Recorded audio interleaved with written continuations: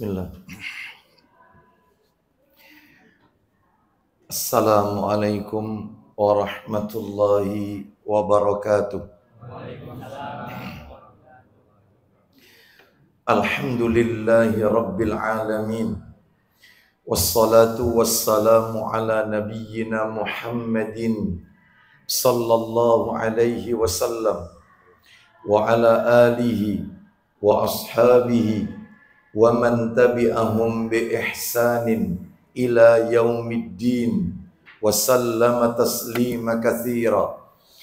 Ya ayyuhalladzina amanu taqullaha haqqa tuqatih wa la tamutunna illa wa antum muslimun, amma ba'du.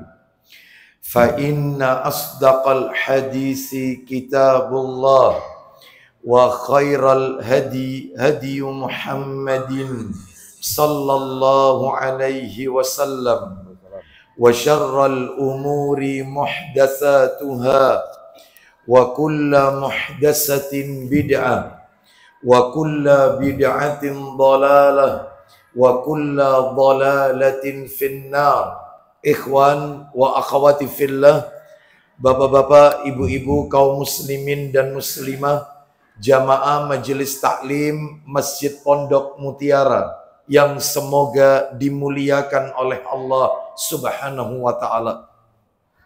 Puji dan syukur kita panjatkan kepada Allah Tabaraka wa taala atas segala karunia nikmat yang telah Allah berikan kepada kita.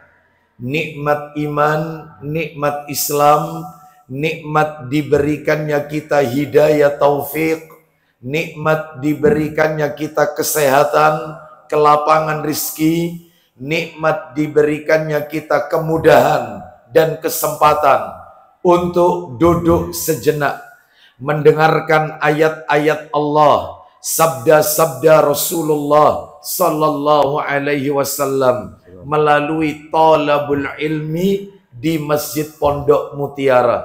Semoga Allah senantiasa melimpahkan nikmatnya kepada kita dan kita dijadikan hamba-hambanya yang pandai bersyukur kepada Allah Subhanahu wa ta'ala. Sebagaimana doa yang Nabi ajarkan kepada kita agar Allah Subhanahu wa ta'ala senantiasa melimpahkan karunia nikmatnya kepada kita. Doa itu diriwayatkan oleh Ibnu Hibban. Doa itu berbunyi, Allahumma inni as'aluka imanan la yartad. Ya Allah, sesungguhnya aku memohon kepadamu iman yang tidak akan pernah lepas. Wa na'iman la yanfad, nikmat yang tidak akan pernah habis. Wa murafaqata Muhammadin sallallahu alaihi wasallam fi a'la jannatil khuldi. Dan aku memohon kepadamu agar bisa menyertai Nabi Muhammad sallallahu alaihi wasallam di surga yang tertinggi, kekal untuk selamanya. Amin. Doa ini bisa kita dapatkan di dalam buku yang ditulis oleh Ustadzuna Ustadz Yazid bin Abdul Qadir Jawas rahimahullah, yaitu buku beliau yang berjudul Kumpulan Doa dari Al-Quran dan As-Sunnah yang sahih. Mudah-mudahan doa-doa kita semuanya dikabulkan oleh Allah Subhanahu wa ta'ala. Bapak Ibu sekalian rahimani wa rahimakumullah, tidak memperpanjang muqaddimah, hari ini kita akan melanjutkan pembahasan kita, yaitu pembahasan kitab yang ditulis oleh Syekh Salim bin Id Al-Hilali hafizahullah ta'ala. Kitab yang berjudul Al-Manahij Syar'iyyah fi Sahihis Sunnah An-Nabawiyah, yang sudah diterjemahkan dalam bahasa Indonesia dengan terjemahan bebas, yaitu ensiklopedi. Ya, ensiklopedi larangan menurut Al-Quran dan As-Sunnah yang sahih. Mausu'atul Manahij Syar'iyyah fi Sahihis Sunnah An-Nabawiyah. Baik. Menurut catatan saya pada bulan yang lalu, kita telah menuntaskan larangan seputar akidah dan iman dan tauhid nomor 18, yaitu larangan berputus asa dari rahmatnya Allah, ya. Dan itu sudah tuntas, Bapak Ibu sekalian. Hari ini kita akan memasuki nomor 19 dan ini yang terakhir. Jadi larangan seputar akidah, iman dan tauhid nomor 19. Ini yang terakhir. Berarti setelah ini tuntas, muncul atau kita lanjutkan bab yang baru, bab yang lain. Babnya bukan bab akidah, tauhid dan iman, tetapi larangan seputar ilmu. Ya, babnya bab tentang ilmu. Jadi bab pertama itu tentang akidah. Dan kita masuk hari ini nomor 19.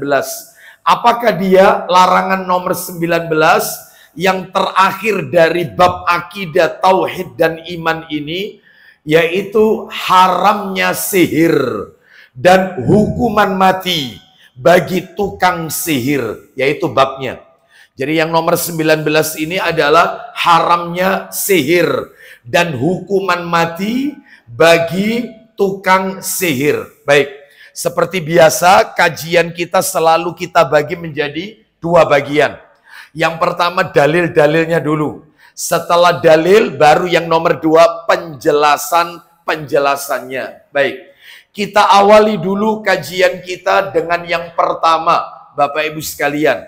Dalil-dalil yang menunjukkan haramnya sihir. Sihir itu termasuk dosa besar. Dan pelakunya mendapatkan ancaman dihukum mati. Mana dalilnya? Dalilnya banyak. Kami sebutkan beberapa saja, mudah-mudahan mewakili Bapak Ibu sekalian. Jadi kita sebutkan dalil-dalilnya dulu ya.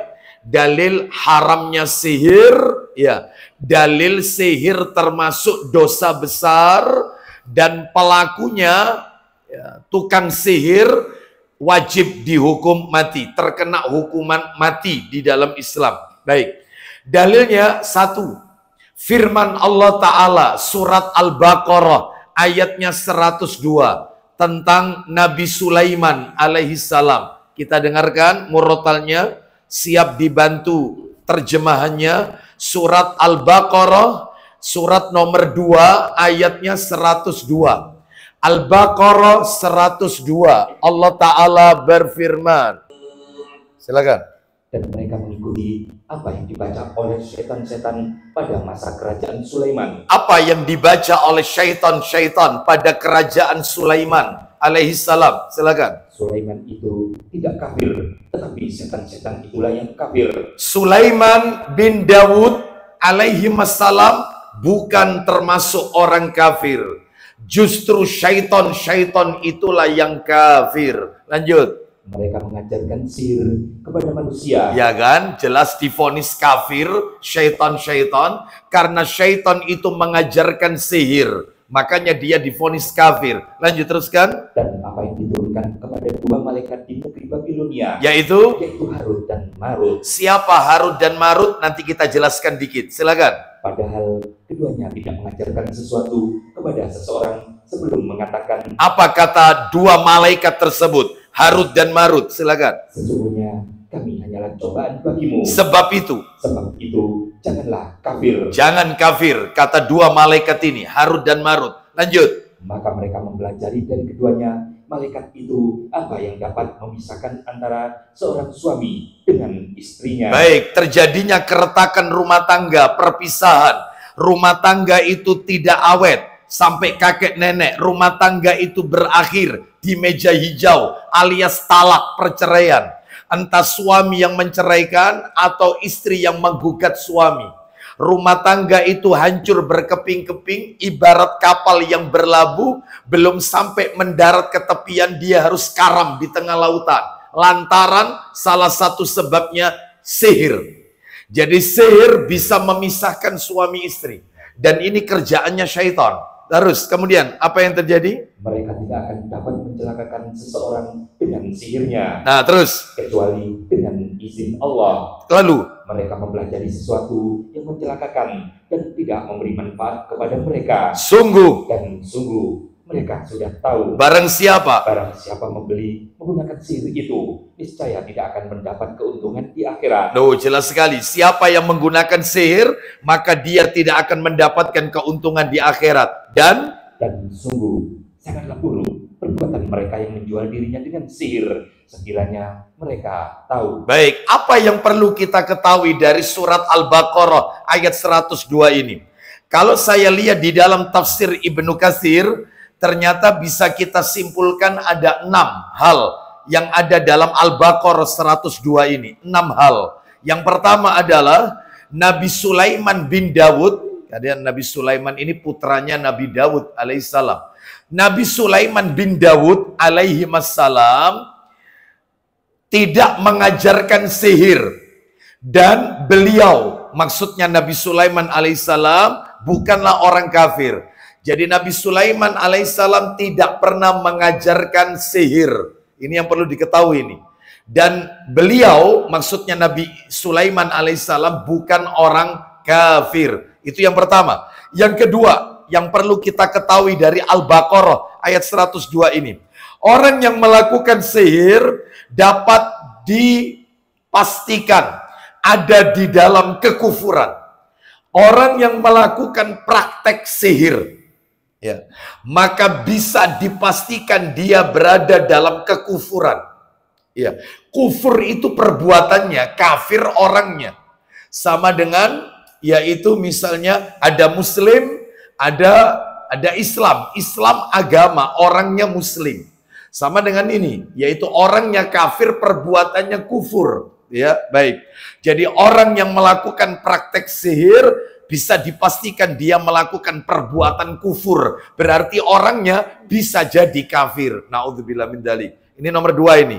Nomor 3 yang bisa kita ambil dari Al-Baqarah 102 ini. Yang ketiga, tujuan syaitan mengajarkan sihir kepada manusia adalah agar mereka menyekutukan Allah Azza wa Jalla.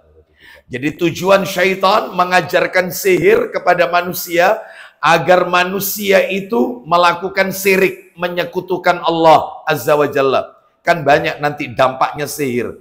Bisa sihir, makanya nanti kita akan bahas macam-macamnya sihir. Ya, ada sihir itu yang menyebabkan orang itu bercerai. Ada sihir itu yang menyebabkan usaha sering gagal. Ada sihir itu yang menyebabkan sakit tidak kunjung sembuh. Menurut medis kedokteran orang ini nggak sakit. Hasil check up ya, general check up, orang ini nggak ada penyakit, tapi dia merasakan kesakitan badannya. Nah itu sihir. Ya, terus nanti kita akan sebutkan apa bedanya dukun dengan sihir. Beda. Kalau dukun itu murni meramal masa depan, itu dukun. Jadi werus sadurunge winarah, nah itu dukun. Jadi tahu sebelum terjadi apa yang bakal terjadi, nah itu dukun. Meramal nasib, meramal rezeki, pekerjaan, meramal jodoh, itu dukun. Entah pakai garis tangan, entah itu macam-macam, itu dukun. Tapi kalau sihir itu beda. Sihir itu menyebabkan orang itu sakit. Ya. Sihir itu menyebabkan orang itu gagal. Sihir itu menyebabkan orang itu menjadi ya mengalami apapun yang menimpa pada dirinya. Nah nanti kita akan sebutkan macam-macamnya. Ini kan baru dalil-dalilnya Bapak Ibu. Jadi nomor 3 adalah tujuan syaitan mengajarkan sihir kepada manusia agar mereka itu menyekutukan Allah. Yang nomor 4 yang kita pahami berdasarkan tafsir Ibnu Katsir dari surat Al-Baqarah 102 ini adalah malaikat yang bernama Harut dan Marut diturunkan oleh Allah di muka bumi. Jadi Harut dan Marut ini nama malaikat. Nama malaikat. Jadi nama-nama malaikat ini Bapak Ibu sekalian kita harus menetapkan sesuai dengan apa yang Allah dan Rasulnya tetapkan. Jangan menetapkan nama malaikat yang Allah dan Rasulnya tidak pernah menetapkan. Jangan. Memaksakan diri untuk memberinya nama. Seperti sebagian kaum muslimin ada yang mengatakan malaikat Raqib dan malaikat Atid. Pencatat amal yang ada di kanan kiri kita.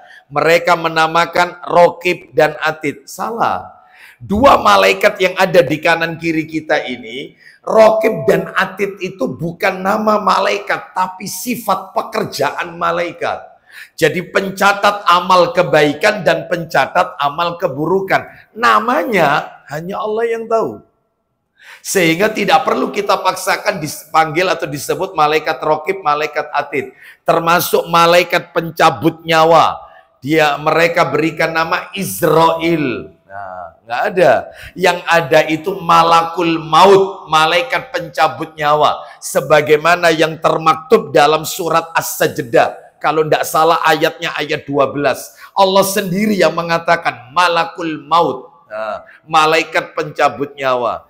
Jadi kalau memang tidak ada namanya ya jangan diberi nama. Kita imani saja. Lah ini ada namanya Harut dan Marut. Ya, sebagaimana malaikat-malaikat yang lain ada yang namanya sesuai Quran dan Sunnah. Seperti Jibril, jelas. Jibril ini sendiri punya nama banyak. Yaitu nama lain malaikat Jibril ada Ruhul Kudus. Ada. Terus kemudian ada Ar-Ruh. Ruh. Sebagaimana kalau kita baca surat Al-Qadar. Surat nomor 97 kalau nggak salah Al-Qadar. Tanazzalul malaikatu warruhu. Nah, malaikat-malaikat turun saat Lailatul Qadar. Warruhu dan Jibril. Jadi roh itu maksudnya Jibril. Jadi malaikat Jibril punya nama banyak. Begitu juga ada Mikail, ada juga Israfil, peniup sangkakala, ada. Ya. Baik, malaikat Zabaniyah ada. Ya, baik. Tapi kalau yang selain itu tidak ada. Baik, kita lanjutkan sekarang. Saya ulang ya kalimatnya, belum tuntas tadi yang nomor 4. Malaikat Harut dan Marut diturunkan oleh Allah di muka bumi untuk menjelaskan kepada manusia tentang sihir. Jadi malaikat ini diutus oleh Allah untuk menjelaskan kepada manusia tentang dampak buruknya sihir. Itu sebenarnya. Ternyata belum titik ini, masih koma. Namun ternyata kenyataannya ada sebagian dari kalangan syaitan yang mereka mempelajari cara kerja sihir itu. Yang ditunjukkan oleh malaikat Harut dan Marut. Jadi malaikat Harut dan Marut menyampaikan sihir itu seperti ini. Ya, dan ini buruk. Ya, ini termasuk perbuatan kufur. Ya, ternyata cara kerja itu diintip, dilihat oleh syaitan. Sehingga syaitanlah yang mengajarkan kepada manusia tentang sihir. Ya. Jadi bukan malaikat ngajari sihir, bukan. Atau Nabi Sulaiman alaihissalam mengajarkan sihir, bukan. Jadi murni syaitan yang menangkap cara kerja bagaimana orang itu kok bisa pisah antara suami dengan istri dan seterusnya. Dan ini maksudnya adalah sebagai pelajaran bahwasanya ini tidak boleh dilakukan. Nah, baik, itu yang nomor 4. Yang nomor 5. Lah ini nomor 5 ini berkembang. Salah satu kelompok sesat, salah satu kelompok yang memiliki akidah menyimpang, yaitu Mu'tazilah, mengingkari adanya sihir dan mengkafirkan orang yang meyakini tentang sihir. Jadi Mu'tazilah itu punya pendapat, Mu'tazilah itu punya keyakinan, orang yang sihir itu fiktif, mereka ngingkari. Dan mereka mengkafirkan orang yang mengimani adanya sihir. Ya. Nah terus menurut Ahlus Sunnah gimana? Kalau menurut Ahlus Sunnah wal Jamaah, bahwasanya sihir itu memang benar ada. Ya. Sehingga ini semua juga terjadi karena takdirnya Allah Azza wa Jalla. Sihir itu ada keberadaannya. Harus kita yakini. Nabi saja kena sihir. Ya. Jadi mana dalilnya kalau Nabi terkena sihir? Lah itu ada di dalam riwayat Muslim. Nanti kita sebutkan. Yang terakhir mempelajari sihir akan mendatangkan kerugian di akhirat kelak. Gak mungkin beruntung, rugi. Ya.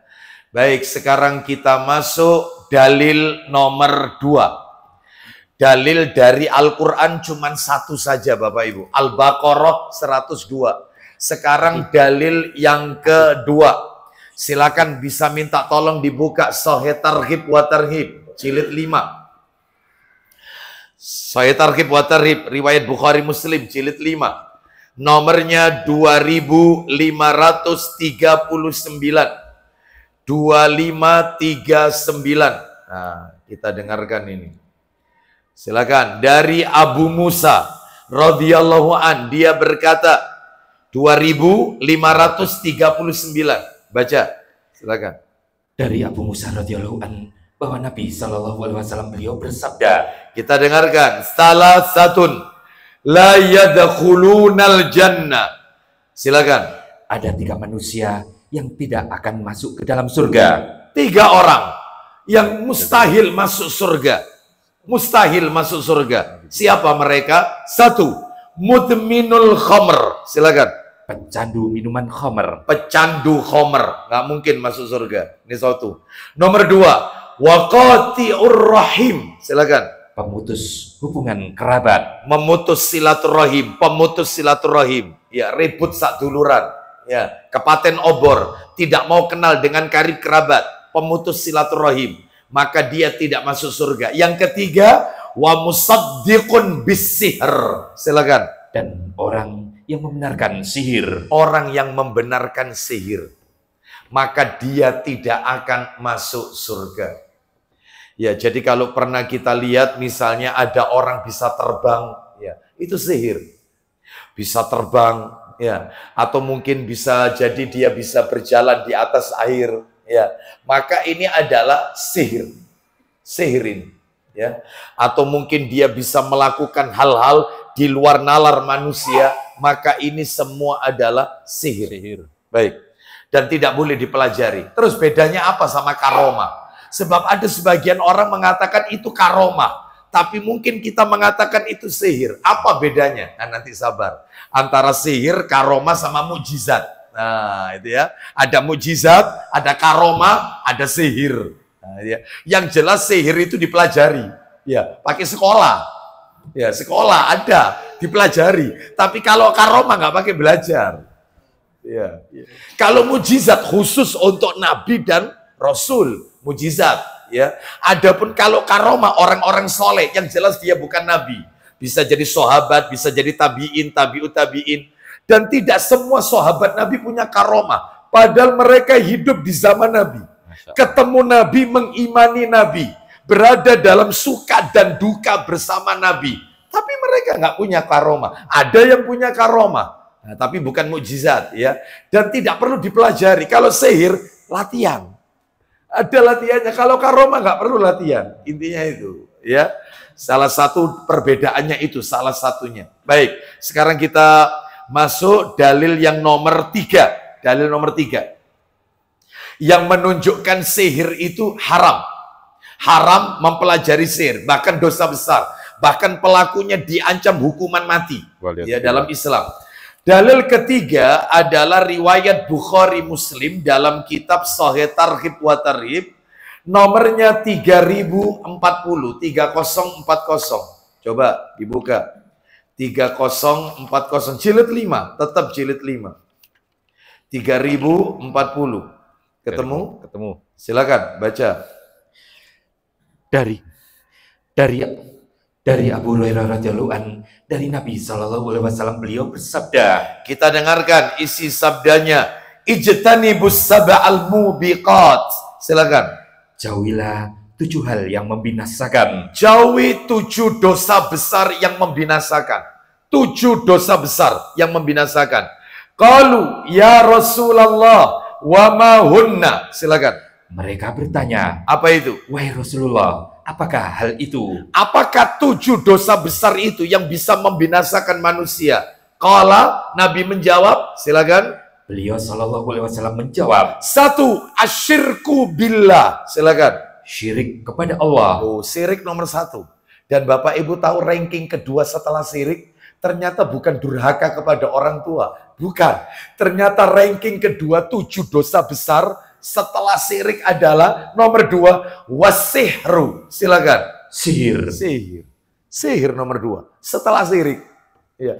Yang nomor 3, wa qatlun nafsil lati harramallahu illa bil haqq. Silakan. Membunuh jiwa yang Allah haramkan kecuali dengan hak. Baik, menghilangkan nyawa orang lain yang tidak dibenarkan oleh syariat kecuali yang dibenarkan. Loh, memang ada membunuh orang yang dibenarkan oleh syariat. Ada, karena dia melakukan pelanggaran-pelanggaran syariat. Contohnya, zina. Bagi mereka berzina yang sudah pernah menikah, dirajam sampai mati.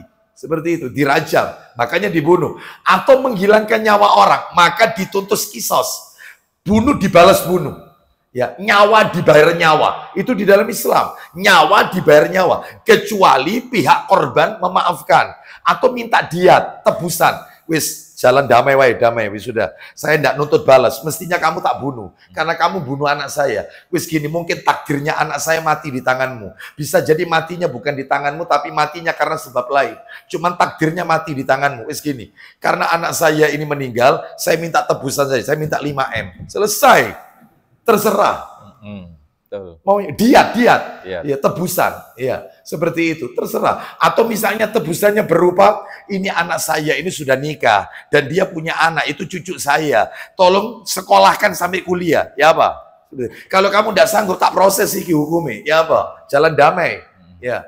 Nah itu ada yang kayak gitu, itu di surat An-Nisa itu penjelasannya. Jadi ada di dalam Islam itu membunuh yang dibenarkan. Contoh, seseorang yang melakukan hubungan intim dengan binatang. Itu hewan dan orangnya, orang dan hewannya harus dibunuh. Nah, seperti itu. Termasuk murtad keluar Islam. Itu dibunuh, keluar Islam. Termasuk juga yaitu pecandu khamr untuk yang kelima kalinya kalau nggak salah. Itu dibunuh. Pecandu khamr, ya, dan seterusnya. Kalau masih yang pertama, maka dia dicambuk, yang kedua dicambuk, pecandu khamr. Begitu yang terakhir, kalau nggak salah yang kelima, nah itu dibunuh. Baik, jadi ada di dalam Islam itu hukuman bunuh yang dibenarkan oleh syariat, ya. Kalau nggak salah totalnya itu ada 12 orang yang darahnya halal ditumpahkan. Kenapa? Karena melakukan pelanggaran-pelanggaran syariat di dalam Islam. Nah, 12 orang kalau nggak salah. Terus kemudian nomor 3, menghilangkan nyawa orang. Apalagi sekarang harga nyawa manusia sangat murah. Kadang-kadang tersinggung sedikit, bunuh. Gara-gara masalah uang 2.000 rupiah, bunuh. Ya, cinta ditolak, golok bertindak. Oh, ini ya, seperti ini. Putus cinta, golok bertindak. Oh, ya, yang kayak gini sering kita lihat di layar kaca kita. Nah, tawuran antar kampung, tawuran antar supporter bola, dan seterusnya, tersinggung, dan seterusnya. Baik, nomor 4, termasuk dosa besar dari 7 dosa besar, wa aklur riba. Silakan. Memakan riba. Makan riba, hati-hati loh ya. Hati-hati, riba itu Bapak Ibu jangan membayangkan yang ada di lembaga-lembaga ribawi. Perbankan-perbankan yang dikelola secara ribawi. Bukan hanya mereka, itu aja. Bukan. Ternyata riba itu bisa dalam kehidupan kita sehari-hari tanpa kita sadari itu riba. Dosa paling kecilnya riba, paling kecil berzina dengan ibu kandungnya. Itu dosa paling kecil riba. Dan tidak ada dosa yang ditantang Allah untuk perang kecuali riba. Jadi Allah menantang perang bagi pelaku riba nanti di hari kiamat. Ditantang perang. Bayangkan. Ini yang nantang Rabbul Izzati wal Jalalah. Bayangkan. Makanya hati-hati. Lu contohnya kayak apa? Riba di sekitar kita. Ya masalah tukar-menukar uang. Bisa jadi itu bisa riba. Contoh. Misalnya saya pernah ngasih contoh yang seperti ini ya. Ada penjual A dan penjual B. Lalu datang pembeli kepada penjual A. Berapa harganya? Singkat cerita 30.000. Oke, deal. Kasih 100.000. Karena ini toko si A baru buka, tidak ada kembalian. Maka dia meminta uang kecil saja, uang pas. Saya baru buka, saya tidak punya uang pas. Adanya 100-an ini. Si A bilang sama si B, awakmu ono ndak? Tukar uang bisa ndak? Ini 100 ribuan, tukar aku. Ini pecahan kecil. Katanya si B, Aku juga baru buka. Aku baru ada uang ini 70.000. Ya, oh ketepaan pas. Kembaliannya orang ini juga 70.000. Nih, uangku 100 ini gawon dise, yang 70.000 tak ambil dulu buat ngusui ngembalikan orang ini. Biar selesai urusannya. Selesai Pak ya, clear, clear. Maka A dan B ini melakukan riba. Yaitu tukar menukar yang tertunda. Banyak enggak yang model kayak gini? Banyak. Hati-hati, itu paling kecil zina sama ibu kandungnya. Alhamdulillah. Paling kecil dosa riba. Yang kayak gini, contoh lagi. Istri berkata kepada suaminya, Mas, aku pinjem uangmu 3 juta saja. Nanti malam kamu tak pijeti. Riba. Pinjam 3 juta, pijeti bengi. Riba. Karena akadnya apa? Akadnya apa? Pinjam. Kullu qardin dalam hadis, kullu qardin jarra manfaatin fahuwa riba. Setiap utang piutang yang mendatangkan hasil atau manfaat, maka itu riba. Lah ini kan akadnya pinjam meminjam, pinjam 3 juta, istri mau ngasih manfaat tak pijeti. Nah itu. Kecuali aku jauh duit, nanti malam kamu tak pijeti. Halal. Halal. Ya. Boleh yang kayak gini. Iya. Nah, itu ya. Baik. Nah, ini hati-hati ya. Baik, makanya jangan membayangkan riba itu di lembaga-lembaga riba. Dalam kehidupan kita sering yang seperti ini, ya. Sering kali terjadi, ya. Baik, termasuk masalah ya orang yang narik arisan. Arisan kan utang. Bukan nabung arisan, utang yang narik ketempatan. Ketika ketempatan otomatis namanya ketempatan menyediakan makanan, minuman, ya. Lalu peserta arisan yang lain berada berkunjung ke rumah yang ketempatan, menikmati makanan itu. Riba. Ya, riba. Kenapa? Tadi kan dalilnya setiap akad utang piutang yang mendatangkan manfaat kecuali satu, tidak ada konsumsi peserta yang datang bawa makanan sendiri-sendiri, aman. Yang kedua, ada konsumsi tapi dengan urunan yang lain. Nah, jadi tidak diambilkan dari sini, boleh. Ustadz, lah kalau misalnya gini Ustadz, Ustadz sebentar ya, ini juga sering yang terjadi. Saya itu Ustadz pinjam sama orang, pinjam sama si A, saya dipinjami 5 juta. Satu saat Ustadz, satu saat orang ini datang ke rumah saya silaturahmi. Lah yang namanya tamu Ustadz, maka ya saya suguhi makanan. Cuman saya belum bayar loh ini masih transaksi masih berjalan. Karena saya janjinya 2 bulan lagi tak bayar. Orang ini datang ke rumah saya, tak suguhi kopi, tak suguhi makanan. Dia mencicipi makanan saya. Ya, apakah itu riba? Maka jawabannya adalah selama itu belum clear, belum lunas, itu riba. Kecuali, belum titik. Ya, belum titik. Koma, belum titik. Kecuali orang ini, sohibul bait ini sudah terbiasa. Tamu siapapun, mau tetangga, mau orang dekat, mau tamu dari luar kota, tamu dari dalam kota, siapapun selalu kalau di rumah, selalu nyemanak, nyugui. Masya Allah, memang kebiasaannya orangnya begitu, suka nyugui. Nggak apa-apa yang kayak begini. Tapi karena dia alasannya nyugui, sungkan aku utang ambil dek nih.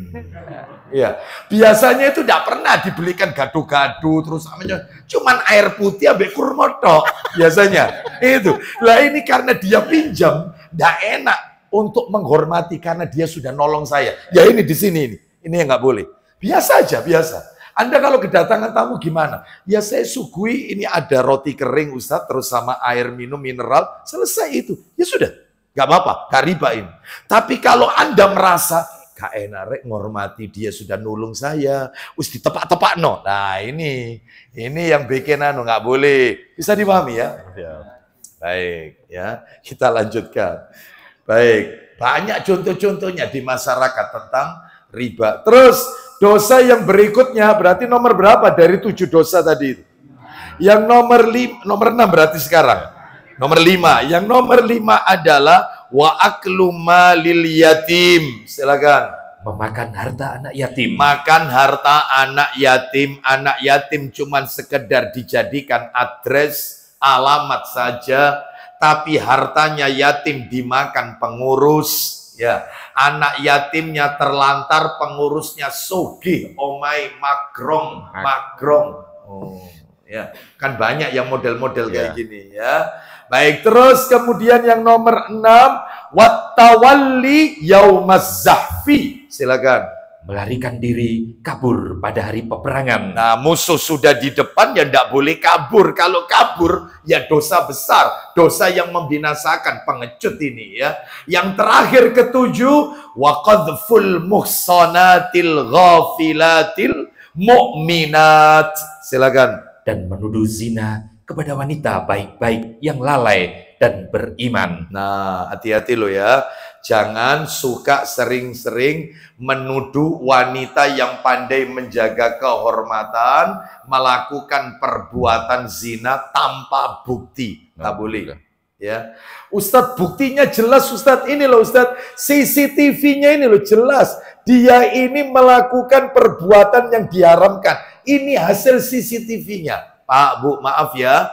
Untuk membuktikan perzinahan, sepakat para ulama. CCTV, hasil video, tertolak. Nggak masuk. Kecuali mata telanjang. Lihat. Itu baru. Itu jadi ini tertolak yang kayak begini. Karena sekarang ini sudah macam-macam sekarang. Wajah orang dirubah, yang ini di cara ini dan seterusnya. Nah, seperti itu ya.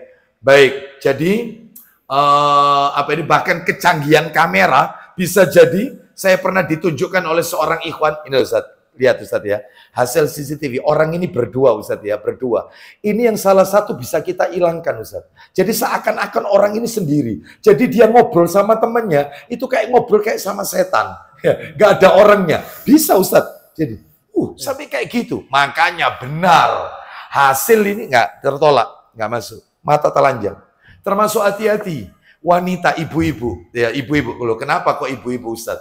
Jangan suka ngeceki HP-nya suami. Jangan. Curiga. Jangan. Nggak boleh seorang istri melakukan tajassus. Tajassus itu memata-matai suami. Ya. Jadi kalau suami masuk kamar mandi, gerilya HP-nya. Ternyata di password. Passwordnya pakai sidik jari lagi. Nah, nunggu suami tidur. Begitu suami tidur, itu tangannya diginikan. Nah, baru dibuka. Ternyata semuanya ini nama laki-laki semua. Tidak ada nama perempuan. Tuh, sudah. Lah kalau suami Ustaz ngeceki HP-nya istri, wajib.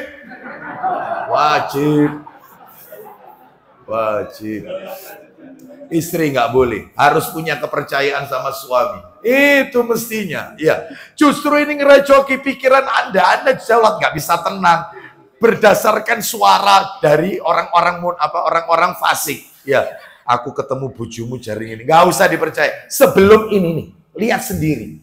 Loh, lah kok gandengan kok? Iya. Kon wis taklim kok gandengan? Ya, itu baru. Kelihatan langsung, bukan tembung jari. Itu nggak apa-apa. Tapi kalau baru katanya, tanamkan kepercayaan. Gini loh Bu, Anda kalau ingin menanamkan kepercayaan dalam diri Anda, supaya hati Anda itu tenang, sholat khusyuk, Anda tidak galau, ya sampaikan ke suami Anda mestinya. Suamiku, ketika kau di rumah, kau milikku. Dan milik anak-anakku. Selesai. Tapi ketika kau keluar rumah, kau bukan milikku, tapi milik orang banyak. Loh, enak apa enggak? Loh, betul apa enggak? Betul apa enggak? Ketika kau di rumah, itu milikku. Ketika di tengah-tengah keluarga besar, kau milikku, milik anakmu, dan milik keluarga besarmu. Tapi ketika kau keluar, maka kau milik orang banyak. Itu. Sehingga Anda tidak akan kemudian curiga. Ya. Baik, kita lanjutkan. Tuton Dimo, kenapa harus sampai sini? Ya. Sudah. Suka menuduh nggak boleh, itu dosa besar. Baik, kembali ke materi kita. Dalil nomor 4. Dalil nomor 3. Nomor 4 ya, nomor 4. Karena kan Al-Baqarah 102, Sahih Targhib wa Tarhib 2539, 3040, sekarang 3000 dalil yang nomor 4 sekarang. Dalil yang nomor 4 sekarang. Yaitu Sahih Targhib wa Tarhib, kitabnya sama. Riwayatnya riwayat Al-Bazzar, Sahih Targhib wa Tarhib nomor 3041. Satu nomor dari yang tadi. Ya. Silakan kita dengarkan apa itu dari sahabat Imran bin Husain radhiyallahu an. Silakan. Dari Imran bin Husain radhiyallahu an, dia berkata, Ya. Rasulullah sallallahu alaihi wasallam beliau bersabda, Laisa minna man tatayyara au tutayyira lahu au takahhana au tukuhina lahu au sahara au suhira lahu wa man atakahinan fasaddaqahu bima yaqul faqad kafara bima unzila ala Muhammadin sallallahu alaihi wasallam. Silakan. bukan dari golongan kami. Siapa yang kata Nabi bukan umatku? Maaf ini Bapak Ibu, sebelum dilanjutkan terjemahnya. Jadi panjenengan kalau mendengar hadis ada kalimat bukan umatku, bukan golonganku. Sama dengan Bapak Ibu pernah mendengarkan hadis begini. An-nikahu sunnati, faman lam ya'mal bis sunnati falaisa minna, falaisa minni. Ya, nikah itu termasuk bagian dari sunnahku. Barang siapa yang tidak mengamalkan sunnahku, maka dia bukan golonganku. Kalau kita sering mendengar hadis ini, bukan berarti orang ini keluar dari umat Muhammad lalu menjadi kafir. Bukan, bukan. Tidak seperti itu katanya para ulama. Maksudnya hadis-hadis seperti ini adalah ancaman keras. Sama dengan orang tua bilang begini sama anaknya. Kalau nanti Idul Adha tahun ini, tidak ada satupun anak-anaknya mama yang pulang jenguk mama, maka dia bukan anaknya mama. Tak tokno dari anakku. Apakah kalau nanti ada anaknya, anak kandung, ternyata qadarullah dia repot nggak bisa datang, apakah dia keluar dari rahim atau keluar dari anak, yaitu dari wanita ini? Yang enggak, ya tetap anak, namanya anak. Rahim ini masalahnya. Silaturahim, menjalin hubungan yang ada kaitannya dengan darah. Lah anak ini darah, nggak mungkin. Ya, maksudnya orang tua ini memberikan ancaman keras. Termasuk ini, ada sini. Bukan dari golonganku. Berarti ancaman keras dari Nabi. Bukan dikeluarkan dari Islam, dari umatnya Rasulullah. Lah wong sholat baca syahadat kok. Asyhadu an la ilaha illallah waktu tahiyat. Wa asyhadu anna Muhammadan abdu. Bahkan ketika adzan muadzin mengucapkan asyhadu an la ilaha illallah, tauhid dia nirukan. Asyhadu anna Muhammadar Rasulullah, dia juga nirukan. Umatnya Nabi. Lah terus gimana harus dikeluarkan? Ini ancaman keras. Maksudnya ancaman keras. Ulang lagi, bukan golongan kami. Bukan dari golongan kami. Siapa? Satu yang bukan golongan kami, ancaman keras. Satu. Orang yang meramal ramalan pesimistis atau diramalkan. Stop. Itu sebenarnya arti yang benar itu adalah man tatayyara au tutayyira lahu. Bukan golonganku orang yang melakukan tatoyur, ya, atau minta yaitu diramalkan. Tatoyur itu pernah kita bahas ya, dan ini termasuk masuk kategori materi ensiklopedia larangan ini. Ya waktu itu sudah lewat ini ya. Jadi tatoyur itu anggapan sial, sikap pesimistis, seperti burung gagak itu pertanda ada yang mati, katanya ada orang yang akan meninggal, tetangga meninggal, kejatuhan cicak pertanda sial, dan seterusnya macam-macam ya. Maka orang yang masih percaya seperti ini, anggapan-anggapan sial, tidak mau beli rumah yang menghadap pertigaan, tusuk sate, katanya rumah tidak berkah, tidak mau beli rumah karena rumah itu nomornya 13, dan seterusnya. Maka yang kayak gini, maka kata Nabi, bukan golonganku. Ancaman keras. Baik, satu. Yang nomor dua, autakahana autukuhina. Silakan. Meramal hal-hal gaib atau diramalkan. Nah, yaitu orang yang dukun. Ya, menjadi dukun, meramal hal gaib. atau minta diramalkan. Jadi dukunnya sama yang datang ke dukun, apapun namanya ya, apapun, intinya dukun. Kan macamnya banyak dukun ini namanya. Ada disebut black magic, ada white magic, ada dukun hitam, dukun putih. Kalau dukun hitam medianya pakai kemenyan. Biasanya syarat-syaratnya pakai kembang 7 warna, 7 rupa. Ya, 7 rupa. Terus kemudian kalau white magic pakai ayat-ayat Quran. Tuh, ada yang paranormal, ada wong pinter. Ya, macam-macam. Ada guru spiritual. Intinya dukun, intinya. Wes dukun gitu aja. Ya. Entah itu indigo, punya kemampuan indera keenam, bisa melihat apa yang akan terjadi. Intinya dukun ini, intinya dukun. Terus ya jadi orang dukunnya sama yang datang ke dukun, entah tanya barang yang hilang atau tanya masalah jodoh, rumah tangga dan macam-macam lah, ya, supaya usaha sukses, ya.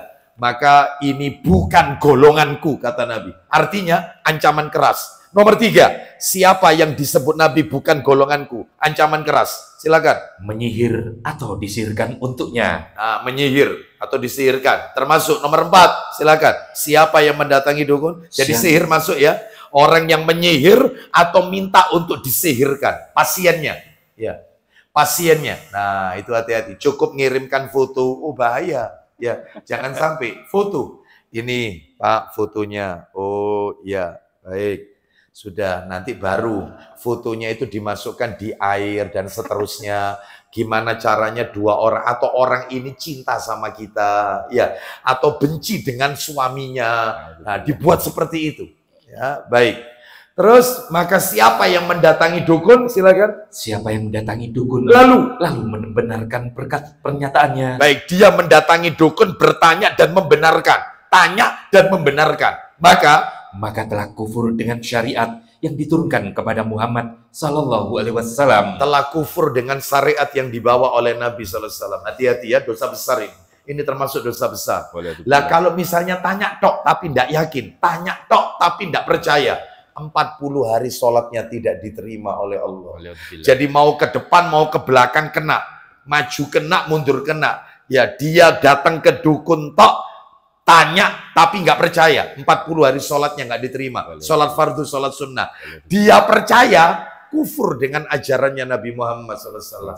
Jadi nggak perlu tanya kepada orang-orang seperti ini, cukup kita minta kepada Allah Azza wa Jalla, kepada Allah, tawakal kepada Allah, minta kepada Allah. Baik. Jadi terus kemudian sekarang dalil yang nomor 5. Dalil yang nomor 5. Sahih tarhib wa tarhib lagi. Nomornya 3048. Riwayatnya riwayat Abu Dawud, Tirmidzi dan An-Nasai. Nomor 3048. 3048. Oh, maaf. Riwayatnya adalah Al-Bazzar 3048. Ayo baca dari Ibnu Mas'ud. Dari Ibnu Mas'ud radhiyallahu anhu, dia berkata, ya, siapa yang mendatangi paranormal? Stop.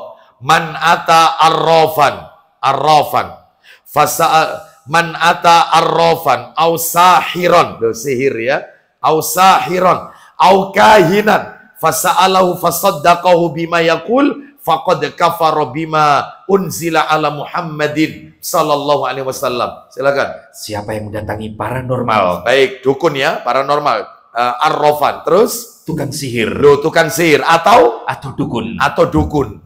Ya, siapa yang mendatangi paranormal, terus kemudian tukang sihir dan dukun, lanjut, lalu bertanya kepadanya, maka dan membenarkan pernyataannya, maka dia telah kafir dengan syariat yang diturunkan kepada Muhammad Sallallahu Alaihi Wasallam. Duh, hati-hati, nggak usah pergi ke tempat-tempat seperti ini.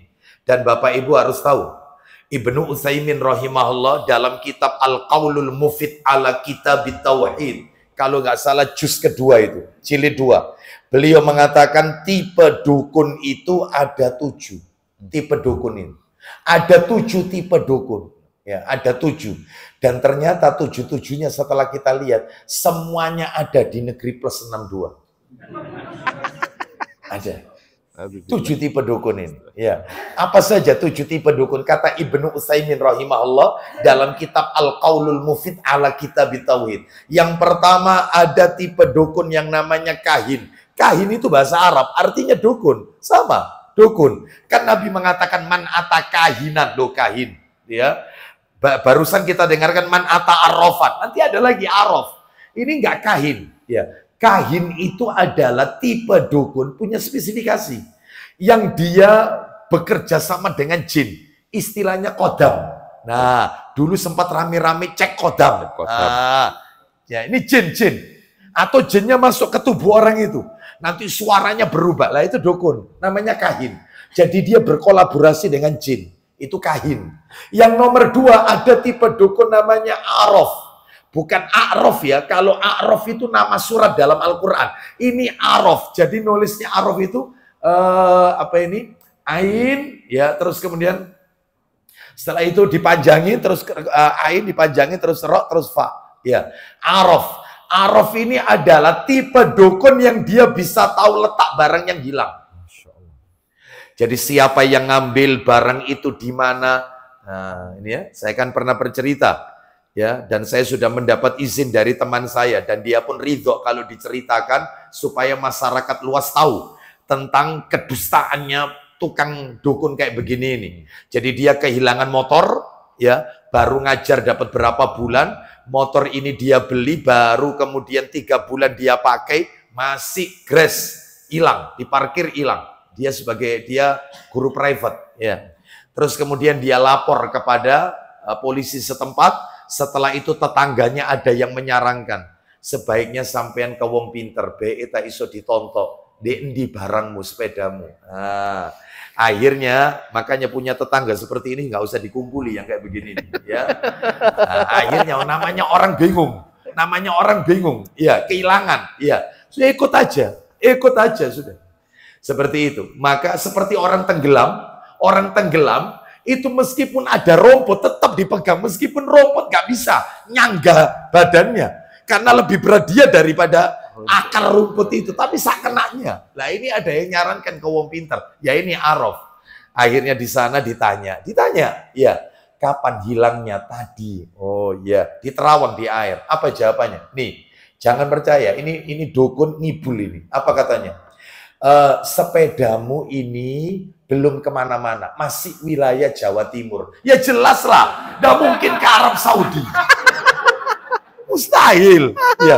Apalagi sekarang ada GPS. Nggak perlu ke tempat-tempat kayak gini. Wes ono GPS, cukup dicek di HP. Mana? Nggak perlu, nggak usum. Ya. Seperti terus yang kedua, lihat dukun, kerjaannya dukun, suka memecah belah ukhuwah Islamiyah. Sebenarnya yang ngambil sepedamu ini bukan orang jauh, orang dekat, tonggomu dewi. Cuman dia menyuruh orang lain ngambil sepedamu. Pastikan orang ini kan penasaran, tanya, lu tetangga saya, iya, otak pencuriannya itu tonggomu dewi. Lu seperti apa, kayak apa orangnya? Wongi gak dukur, gak endek, rambutnya cepat. Mulai mikir, kok koyok wongi, makan ini tak sopo lu. Fitnah atau tidak? Fitnah. Subhanallah. Ya, padahal belum tentu orang itu. Allah ya karim. Ya, itulah dukun. Gak usah. Namanya sudah taklim, barang hilang, qadarullah. Itu sudah taklim kan? Ya. Berarti Allah hendak memberikan saya ganti yang lebih baik lagi. Amin. Selesai. Dunia jangan ditaruh di hati.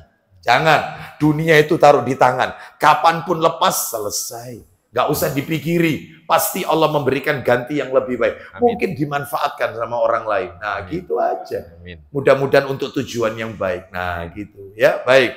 Jadi kembali ada tipe dukun nomor 2 tadi arof, bisa tahu letak barang yang hilang. Yang nomor 3 ada tipe dukun itu yang namanya aramal. Aramal ini peramal. Ya. Peramal. Kalau dulu di zaman Nabi itu orang-orang Quraisy mereka itu melakukan ramalan dengan batu. Jadi batu itu kalau pasien datang tanya tentang nasib atau apapun, suruh ngambil batu, batunya dikasih tanda. Setelah batu dikasih tanda, lalu si pasien ini yang tanya ini suruh melemparkan batu itu. Set, batu itu jatuh.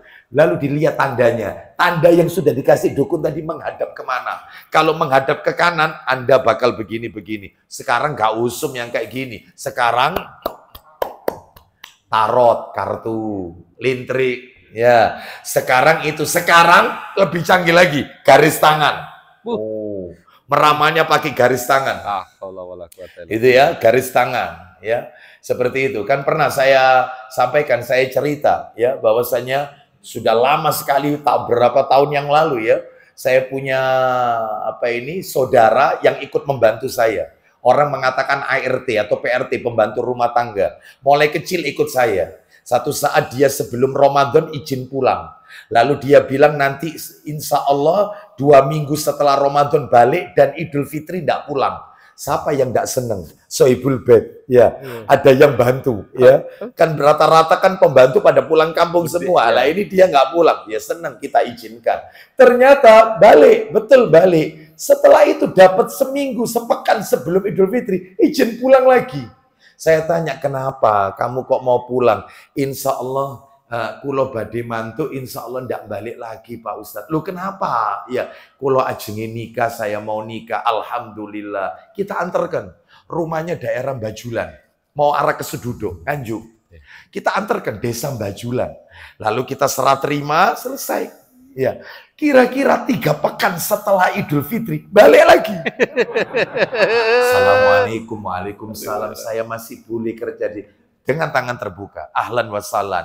Cuman masalahnya kau ini katanya nikah. Saya nggak mau masukkan laki-laki ke sini.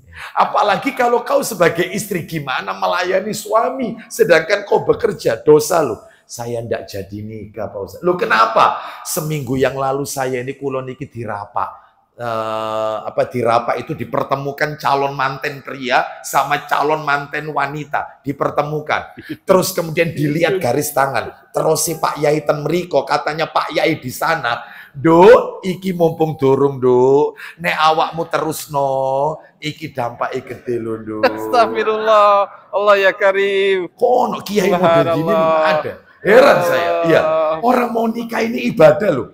Ibadah loh ini ya, digagalkan. Ya apa ini Dok, nek tak tontok bakal gini kamu. Ya saya takut Pak Ustadz akhirnya enggak jadi. Sebentar. Suamimu itu kerjanya apa? Mandor bangunan. Ya mesti wae tangannya mandor, kedodok palu. Sehingga garis tangannya ini enggak jelas. Jadi bengkok-bengkok. Heran saya. Itu mungkin salah, mocoy itu salah. Gemes saya. Kok ada orang niat baik untuk nikah-nikah, ini niat baik loh. Ya, ya terus kemudian dipersatukan, ya supaya fitnahnya tidak tambah besar. Kok malah digagalkan dengan alasan nanti berarti muri dukun ini. Kenapa? Dia bisa meramal apa yang belum terjadi. Nantinya kamu bakal gini loh. Terus wetonmu kalau tak lihat tanggalmu, nah kayak gini nih, nggak boleh. Ya ini ramal. Ada pakai garis tangan, apa ini tanda tangan sekarang. Ada golongan darah, golongan darahnya apa? A. Yang situ apa? B. A ketemu B. Nah kan nanti bakal begini. Ya Allah. Jangan didatangi kayak gini nih. Jangan ya, hati-hati. Terus yang nomor 4, ada tipe dukun itu yang namanya as-sihir. Nah, sihir. Nah, kayak begini nih. Termasuk sulap. Sulap itu masuk di sihir. Sulap itu masuk. Makanya hati-hati kalau ada orang tua ya suka melakukan permainan sihir ke anaknya. Contoh, anggap ini bola, tisu ini. Bola diginikan ya. Orang tuanya ini, karena orang tuanya belum taklim. Bim, salabim, abrakadabra. Ayo, di tangannya Abi yang mana? Yang ini Bi. Oh, kosong. Yang benerin. Sihir ini. Apalagi sebelum itu dia mengucapkan bim, salabim, abrakadabra. Silakan. Yaitu abrakadabra. Silakan dibuka YouTube-nya Ustadz Dokter Erwandi. Ya, silakan. Hafizallah Ta'ala. Istilah bim salabim abrakadabra ini adalah bahasa Ibrani yang artinya itu trinitas. Aku mengakui Tuhan itu 3. Waliyadzubillah, astagfirullah, naudzubillah. Kita tidak sadar dianggap guyonan ya. Terus main kayak Harry Potteran ya. Celik, anaknya dibelikan tongkat apa itu? Nenek sihir itu loh. Sihir ya, nenek sihir. Ngapain? Iya. Yang beli jenggotan lagi. La ilaha illallah Muhammadur Rasulullah. Iki lho nak Abi tak tukokno iki kok nak. Astagfirullah. La ilaha illallah. Ngapain pakai itu? Astagfirullah. Kamu Ustaz. Ya Allah. Jadi nah ini nggak taklim ini ya, kurang taklimnya kurang. Atau pas taklim tidur, taklim tidur. Ya, Bapak Ibu sekalian, Rohiman itu sihir, jangan hindari sihir. Nomor 6 itu ada tipe dukun itu 5 ya, nomor 5. Nomor 5 itu ada tipe dukun itu kalau nggak salah namanya itu ada Az-Zajir. Az-Zajir itu adalah tipe dukun yang dia menggunakan waktu-waktu atau tempat-tempat. Misalnya waktu ini, jadi ya kayak apa ya? Ini loh, apa ini? Apa itu? Primbon. Kayak primbon. Jadi nanti harinya ini, ya. Nanti kalau menikah harinya ini, ya kliwon atau apa, nanti itu kamu bakal begini, macam-macam. Ya seperti itu. Ada lagi Al-Hazir. Apa Al-Hazir ini?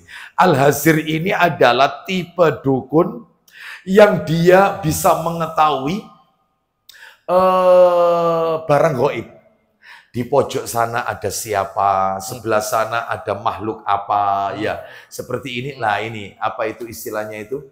Indigo. Seperti itu ya. Di kamar mandi. Ini Abu Hurairah ini tertawa karena tahu ceritanya ya. Ada tamu datang ke rumah saya dapat 10 menit ya, 5-10 menit minta ke kamar mandi saya, izin. Saya izinkan keluar kamar mandi. Sudah dia bilang minta maaf Pak Ustadz, jangan tersinggung, ya jangan marah, nggak apa-apa. Mungkin ada sesuatu di kamar mandi saya yang panjenengan tidak berkenan, saya minta maaf. Enggak Pak Ustadz, bukan itu. Terus kenapa? Saya keluar kamar mandinya Pak Ustadz itu pojok sebelah kiri itu ada perempuan tinggi, kulitnya putih, rambutnya panjang. Rupanya yang jaga rumah ini tak bilang, tunjukkan kepada saya tak rapi. Kan eman, gak dimanfaatkan, tak biarkan ngececer. Ya, apalagi itu masuk kriteria saya. Masuk itu ya. Tinggi, putih, ya. Bisa panjang. Bisa berikutnya. Ya, itu. Apa katanya? Nggak bisa. Ini yang bisa lihat mata batin. Oh, indigo ceritanya. Panjenengan ini harus diruqyah. Ya, harus diruqyah. Ini bukan kelebihan, ini kekurangan.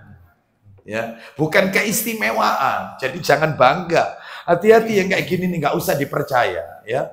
Tidak perlu dipercaya. Dan masih ada satu lagi, saya agak lupa namanya itu. Ada 7 tipe dukun. Ya. Yang terakhir tadi Al-Hazir, ya. Ada Az-Zajir, ada Al-Hazir. Tinggal satu itu lupa saya. Coba nanti insya Allah kalau ingat saya sampaikan. Kita lanjutkan. Jadi itu dalil yang nomor berapa tadi itu? 5. Sekarang dalil nomor berapa? 6. Dalil yang ke-6 adalah Sahih Targhib wa Tarhib nomor 3050. 3050. Ya. 3050 riwayat Ibnu Hibban dari Abu Musa Al-Asy'ari radhiyallahu anhu. Silakan. Dari Abu Musa Al-Asy'ari radhiyallahu an, dia berkata, ya, Rasulullah sallallahu alaihi wasallam beliau bersabda, la yadkhulul jannata mutminul khamar wala mu'minun bisihr wala qati'ur rahim. Hampir mirip seperti tadi ya ini ya. Silakan. Tidak masuk surga siapa? Orang yang kecanduan minum khamar. Orang yang pecandu khamar. Terus. Dan orang yang beriman dengan sihir. Meyakini sihir artinya dia melakukan praktek-praktek sihir, tanya, meyakini dan seterusnya. Nggak boleh. Ya. Terus kemudian serta orang yang memutus hubungan kekerabatan. Nah, orang yang memutus hubungan kekerabatan. Terus dalil yang berikutnya adalah yaitu dalil yang nomor 7. Dalil yang ke-7 tinggal satu lagi kita akhiri. Dalil yang ke-7 adalah Sahih Targhib wa Tarhib nomor 3051. Nah, ini 3051. 3051. Silakan Ibnu Abbas radhiyallahu anhuma. Dari Ibnu Abbas radhiyallahu anhuma, dia telah berkata, Rasulullah sallallahu alaihi wasallam beliau telah bersabda, 3051 ya. Maniktabasa ilman minan nujumi. Ya, iktabasa syu'batan minas sihr. Zada mazada. Silakan. Barang siapa yang mengambil ilmu perbintangan, siapa yang belajar ilmu perbintangan, lanjut, yang diharamkan. Yang diharamkan, Maka dia telah mengambil satu cabang dari ilmu sihir. pengambilan itu Pengambilannya terhadap ilmu sihir akan bertambah sebanyak kadar yang dia ambil dari ilmu perbintangan. jadi Bapak Ibu sekalian ada dua cabang ilmu, yang satunya itu adalah astronomi, satunya lagi astrologi, ya. Cabang ilmu perbintangan, astronomi sama astrologi. Yang boleh dipelajari itu adalah astronomi. Mengetahui tentang pergerakan bintang, untuk mengetahui musim, untuk mengetahui arah kiblat, untuk mengetahui bahkan bintang, fungsinya bintang itu kan kalau di dalam surat Tabarok, surat Al-Mulk itu untuk melempari syaitan yang mencuri dengar berita-berita gaib dari langit, untuk melempari syaitan. Makanya mungkin kita pernah melihat seperti bintang jatuh, bintang melesat. Lah itu adalah yaitu malaikat-malaikat melemparkan bintang itu kepada jin atau syaitan yang ingin mencuri dengar berita gaib. Nah, jadi kami ulangi, astronomi boleh dipelajari untuk mengetahui arah kiblat, ya, terus kompas di malam hari, kompas, termasuk musim, ya, termasuk kondisi alam, nggak apa-apa, hanya sekedar wacana. Tapi tetap kita katakan semua sesuai takdirnya Allah Azza wa Jalla. Adapun yang tidak boleh dipelajari itu astrologi. Jadi pergerakan bintang disesuaikan dengan nasib seseorang. Rasi-rasi bintang tertentu dikaitkan dengan nasib seseorang. Nggak boleh. Sagittarius, asmaranya oke. Ya. Taurus, ya. Kenapa? Zodiak. Nah, ya ini rasi-rasi bintang zodiak. Maka nggak boleh kayak gini. Ya, itu kalau Anda baca koran atau majalah, Anda cocokkan tanggal lahir Anda, keuangan oke, asmara oke. Dalam hati Anda, kok cocok ya? 40 hari sholat tidak diterima. Waliyadzubillah, astagfirullah. Harus tobat. Ya. Gak usah dibaca begini, masih banyak yang dibaca yang lain.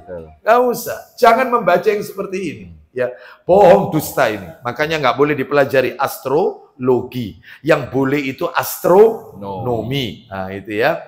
Baik, terakhir, penutup. Yaitu disebutkan di dalam hadis. Nah, ini ya, saya perlu bacakan. Ini kitabnya nggak ada ini ya. Disebutkan di dalam kitab Bughyatul Murtab. Halaman 483. Yang ditulis oleh Ibnu Taimiyah rahimahullah. Ceritanya gini Bapak Ibu, ceritanya. Ada seorang tukang sihir yang memperagakan adegan anti bacok. Jadi dia dibacok badannya, itu nggak mempan, nggak melukai. Itu sihir itu. Termasuk debus, berjalan di atas pecahan kaca, berjalan di atas bara api. Berarti kalau gitu limbat itu masuk, Ustaz. Nah, sudahlah Anda jawab sendiri. Ya, dipendam enggak apa-apa, dilindas dengan mesin penghalus aspal, enggak apa-apa, tetap sehat walafiat. Itu sihir sebenarnya. Bisa menghilangkan kereta api sebagaimana pesihir tersohor di dunia, David David Copperfield, ya itu. Ya. Kan enggak usah fase-fase, enggak apa-apa. Nah, ini kan bukan muslim. Ya. Kalau sahabat yang fase, Abu Bakar. Ya. Masya Allah. Ya, ini David Copperfield. Nah, itu ya. Apalagi orang kafir kan? Ya, nah, baik. Kereta api ditutup, dibuka, hilang. Dan seterusnya. Ini sihir yang kayak begini. Dia bisa terbang katanya. Dia bisa menembus tembok Cina dan seterusnya. Ya, macam-macam lah. Ini sihir. Ya, maka saat itu ada tukang sihir memperagakan adegannya. Ternyata seluruh orang pada melihat. Takjub dengan orang ini. Lalu ada sahabat Nabi, masih hidup sahabat. Namanya Jundub bin Abdillah radhiyallahu anhu, sahabat Nabi ini. Melihat itu langsung menghunuskan pedangnya, lalu membaca firman Allah. Apa yang dibaca Ustaz firman Allah? Yang dibaca Al-Anbiya ayat 3, surat 21 ayat 3. Itu langsung ditebas kepalanya, putus, menggelinding. Putus. Awalnya digini-gini kan nggak apa-apa, nggak melukai. Ini begitu sahabat ini, ya, membaca Al-Anbiya ayat 3, nanti tolong dibantu terjemahannya. Ditebas, menggelinding. Lalu kemudian Jundub bin Abdillah radhiyallahu anhu mengatakan, apakah dengan seperti ini kalian takjub? Nggak boleh dilihat. Makanya di negeri kita kalau ada tayangan seperti ini di televisi kita, jangan dilihat, ratingnya naik terus. Makanya di Saudi itu nggak ada acara-acara kayak gini. Ya memperagakan adegan kedikdayaan, anti bacok, nggak mempan. Nggak ada peragaan seperti ini. Haram hukumnya, nggak boleh. Dan ini termasuk fitnah Dajjal. Dajjalnya belum keluar, fitnahnya sudah ada.